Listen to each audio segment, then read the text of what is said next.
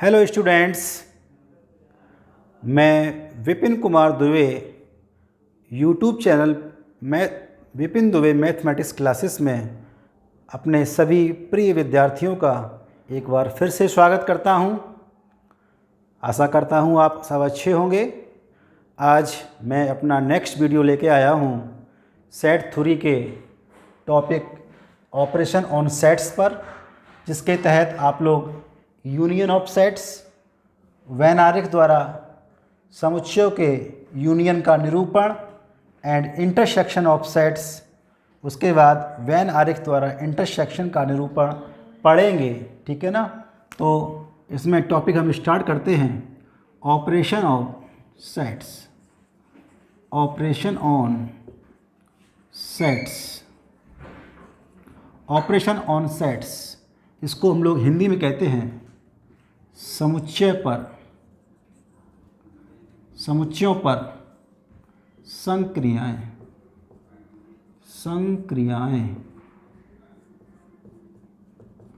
इसमें क्या है, देखिए, आपने नंबर सिस्टम में यानी कि जो संख्याएं होती हैं उसमें मान लीजिए कोई दो संख्या हमने ली, 2 + 3 किया इक्वल टू 5, यानी कि कोई दो संख्याओं में एक हमने बीच में ऑपरेशन लगाया प्लस का, तो एक नया नंबर निकल के आया। ठीक है ना। तो वैसे ही दो सेट्स के बीच में अगर हम यूनियन, इंटरसेक्शन या माइनस, ये 3 प्रकार की संक्रियाएं अप्लाई कर दें। पहली संक्रिया जो सेट्स के लिए है, जैसे कि आप लोगों ने संख्याओं पर जो संक्रियाएं पढ़ी हैं उनमें आपकी पहली है प्लस, दूसरी है माइनस, तीसरी है भाग, चौथी है गुणा। इस प्रकार से आपने संक्रियाएं पढ़ी हैं ना, ऑपरेशन किए हैं। तो ठीक वैसे ही समुच्चयों में पहला जो ऑपरेशन होता है वो होता है यूनियन का। पहला ऑपरेशन कौन सा होता है? यूनियन।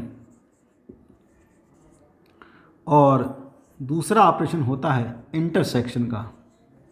इंटरसेक्शन, इसको हम लोग यूनियन को हिंदी में कहते हैं संघ। क्या कहते हैं? संघ। और इसको कहते हैं सर्वनिष्ठ। ठीक है। तो आपके एक मोटी मोटी सी बात समझ में आई होगी कि ये यूनियन और इंटरसेक्शन क्या है। ये भी समुच्चयों पर आधारित संक्रियाएं हैं। अगर हम इनका इस्तेमाल दो समुच्चयों के बीच में करते हैं तो एक नया समुच्चय आपके सामने निकल के आता है। ठीक है। जैसे कि मैं बता रहा हूँ बार बार, दो नंबर पे कोई ऑपरेशन जब अप्लाई करते हैं प्लस माइनस या मल्टीप्लाई का, तो एक नया नंबर निकल के आता है।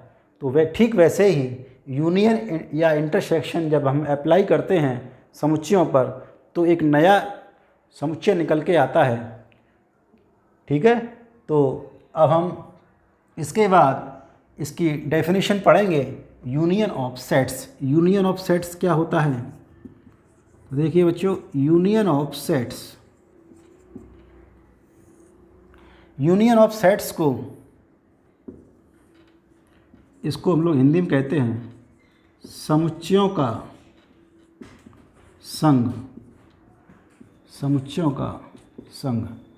इस समुच्चयों के संघ में, इसको हम एग्जाम्पल से समझते हैं। मान लीजिए हमने कोई समुच्चय इक्वल टू लिया है 1 2 3 एंड b इक्वल टू कोई दूसरा समुच्चय लिया है 4 5 6।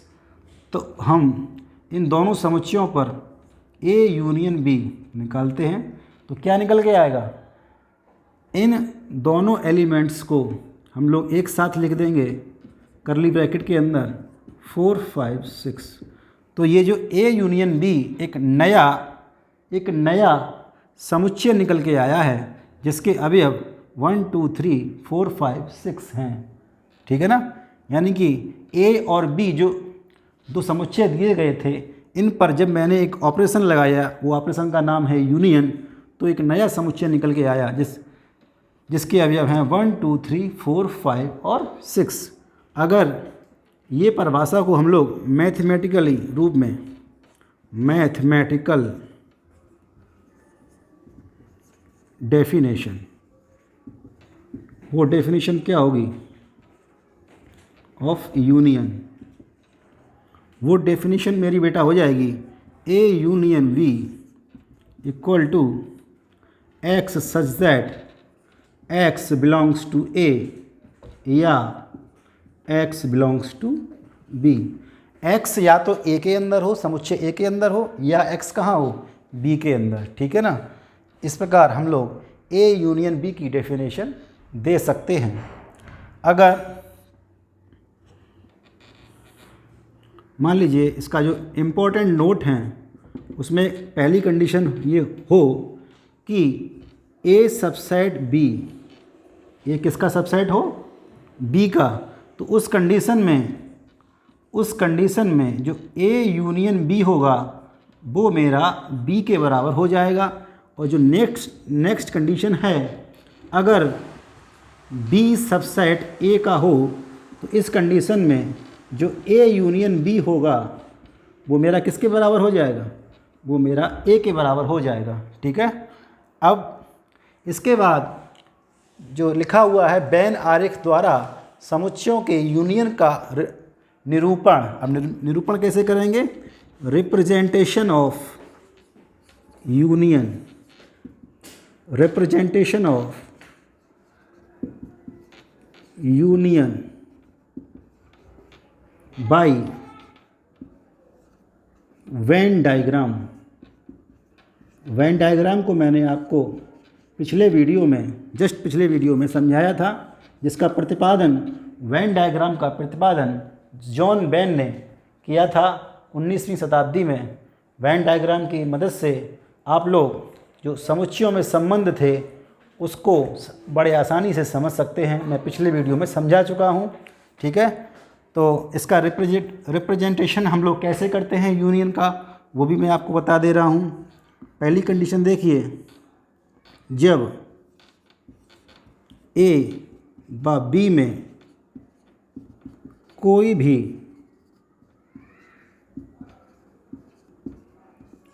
अवयव उभयनिष्ठ ना हो, तब इसका रिप्रेजेंटेशन हम लोग कैसे करेंगे। देखिए यहाँ पे तो हम लोग जानते हैं वेन डायग्राम में क्या होता है कि जो यूनिवर्सल सेट होता है उसको एक आयत के माध्यम से रिप्रेजेंट करते हैं, और इसके अंदर इस यूनिवर्सल सेट के जो सबसेट होते हैं उनको हम लोग सर्किल के माध्यम से रिप्रेजेंट करते हैं। ये मैं बता चुका हूँ आपको। तो यहाँ हम लोगों ने सेट ए लिख दिया, ये सेट बी लिख दिया। चूँकि इन दोनों सेटों में कोई भी अवयव उभयनिष्ठ नहीं है, तो ये जो ए यूनियन बी है, ये जो मैं लाइन कर रहा हूँ, इतना पोर्शन ए यूनियन बी कहलाएगा। ठीक है, ये वाला पोर्शन। उसके बाद जो सेकेंड कंडीशन है उसमें क्या है, जब बी सबसेट ए का हो तो उस कंडीशन में इसका रिप्रेजेंटेशन देखिए, यहाँ हम लोग यू लिख देते हैं, और ये ए और ये बी, तो इसका जो ए यूनियन बी है वो मेरा ये वाला पोर्शन कहलाएगा, ए यूनियन बी। उसके बाद जो थर्ड इसका जो कंडीशन है, जब ए व बी में कुछ अवयव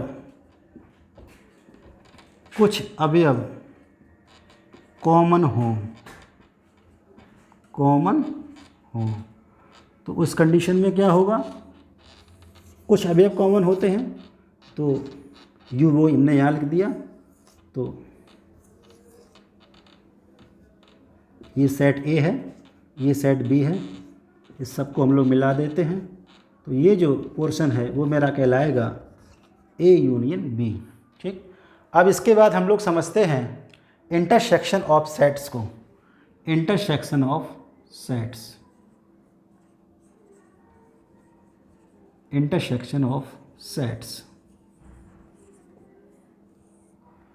ये भी बहुत आसान टॉपिक है इंटरसेक्शन ऑफ सेट। ये भी मैंने आपको बता चुका हूँ, पहले ही बता दिया मैंने।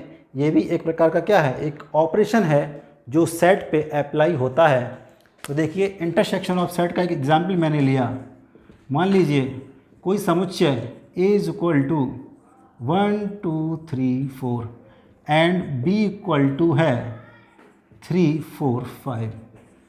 तो जब इन दो सेट्स पे मैंने इंटरसेक्शन का ऑपरेशन किया, यानी कि A इंटरसेक्शन B किया, तो जो अवयव निकल के आएंगे वो मेरे आएंगे 3 4, 3 और 4, यानी कि जो अवयव इन दोनों सेट्स में कॉमन थे वही अवयव इस सेट के अंदर, यानी कि जो A इंटरसेक्शन B, एक जो नया सेट मेरे सामने निकल के आया है, इसके अंदर जो अवयव आ रहे हैं वो 3 और 4, क्योंकि ये अवयव दोनों सेट्स के अंदर प्रेजेंट हैं, वही अवयव इसके अंदर लिखे जाएंगे। तो इसकी मैथमेटिकल डेफिनेशन है, वो मैथमेटिकल डेफिनेशन क्या बन जाएगी, x such that x belongs to A तथा x बिलोंग्स टू B। बस ये इम्पॉर्टेंट चीज़ है। यहाँ पे आपको इस यूनियन वाली डेफिनेशन में यहाँ पे जो या शब्द ध्यान रखना है और यहाँ तथा शब्द ध्यान रखना है। इसमें और लगता है और इसमें इंटरसेक्शन में एंड लगता है। तथा मीन्स एंड, ये विशेष चीज़ है, इस पर आप विशेष फोकस करेंगे, इसको अपने माइंड पे आप लोग हमेशा के लिए स्टोर करके रखेंगे। अब इसके बाद इसका representation of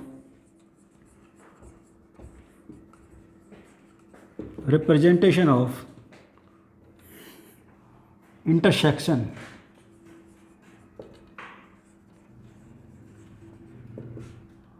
bye Venn diagram.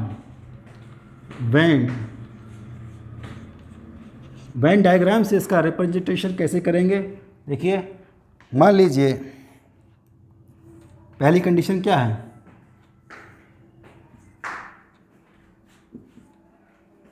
पहली कंडीशन ये कुछ अवयव इसमें कॉमन थे, ये A सेट है, ये B सेट है, तो ये जो है ये पोर्शन A इंटरसेक्शन B कहलाएगा। इसमें क्या है, कुछ अवयव कॉमन हो एंड सेकंड कंडीशन है जब B सबसेट A का हो। तो उस कंडीशन में क्या होगा, वही हमने एक आयत बनाएंगे, यहाँ U लिख देंगे और इसके B सबसेट A का हो, यानी कि B इसके अंदर होगा B। तो ये वाला जो पोर्शन होगा ये B है, ये है, ये रिप्रेजेंट करेगा A इंटरसेक्शन B को, ठीक है। और इसके बाद जब थर्ड कंडीशन है, तो कोई भी अवयव दोनों सेट्स में कॉमन ना हो, कोई भी अवयव